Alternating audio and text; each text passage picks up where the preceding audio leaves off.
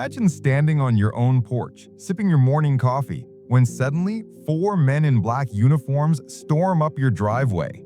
They've got fake badges, handcuffs, and the words HOA Police printed across their shirts. They shout that you're under arrest for having the wrong color blinds. What they didn't know was that I'm not just a homeowner, I'm a federal agent. And that day, their entire fake empire was about to collapse.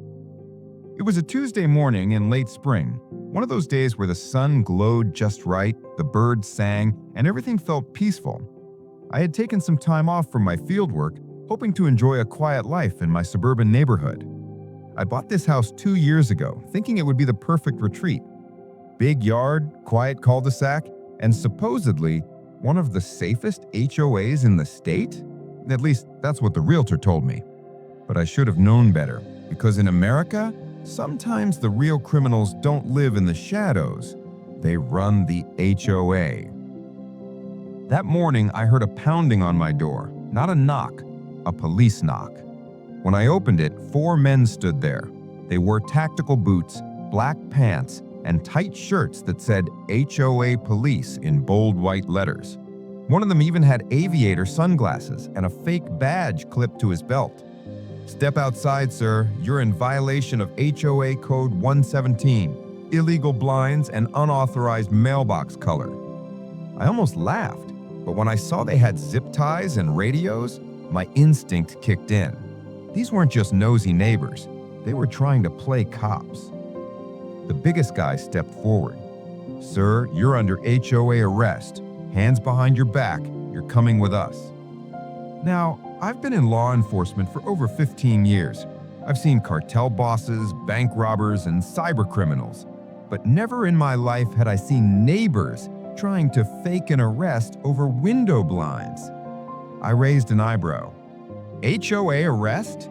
Is that a joke? But they weren't laughing. 2 of them moved to grab me. That's when I made my first mistake. I let them touch me. Within seconds, they had my hands zip-tied behind my back. My coffee spilled on the porch. A neighbor across the street peeked out from behind their curtain. The leader smirked. "Another one bites the dust. HOA always wins." They tried to drag me toward their SUV, which, get this, had HOA enforcement unit stickers plastered on the side like some cheap cosplay.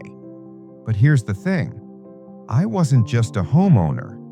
I was a federal agent. And that day, their entire fake empire was about to collapse. I let them push me halfway down the driveway before I spoke. Calm, steady, and with the kind of authority you can't fake. "Boys," I said, "you just made the biggest mistake of your life." They laughed. "What are you going to do, call the real cops?" I leaned forward, lowered my voice, and whispered, "I am the real cops."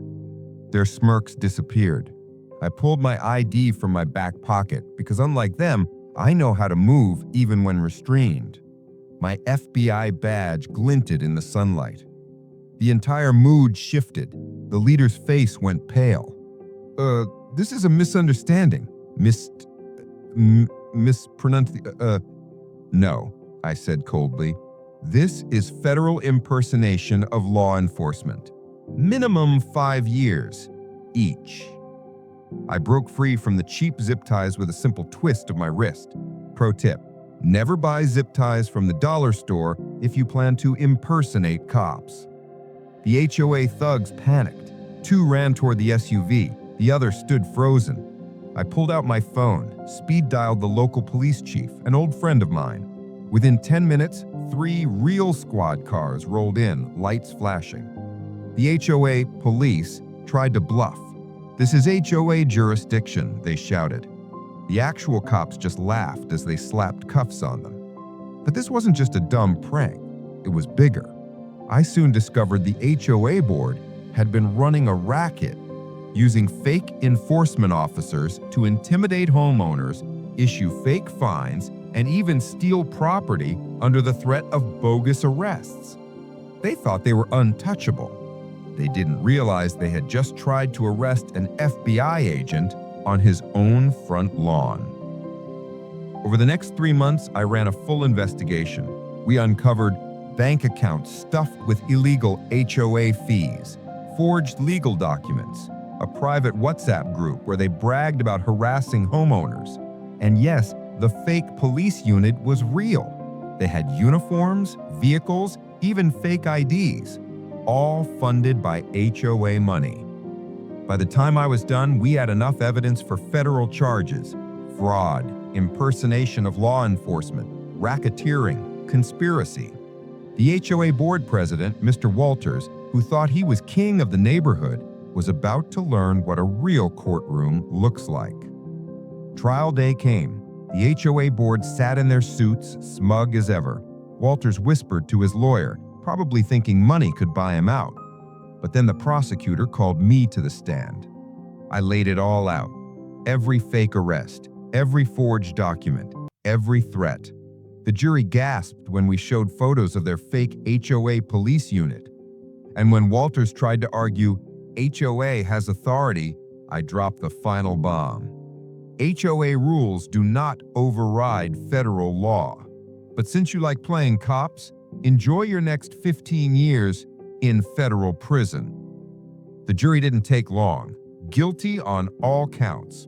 The HOA board was dissolved. Walters got 15 years. The fake officers got 8 to 10. And me? I finally got my quiet neighborhood back. The neighbors who had been living in fear came to my door with pies, thank you notes, even tears. For the first time in years, the community felt free again. And every time I sit on my porch now, coffee in hand, I smile at the memory.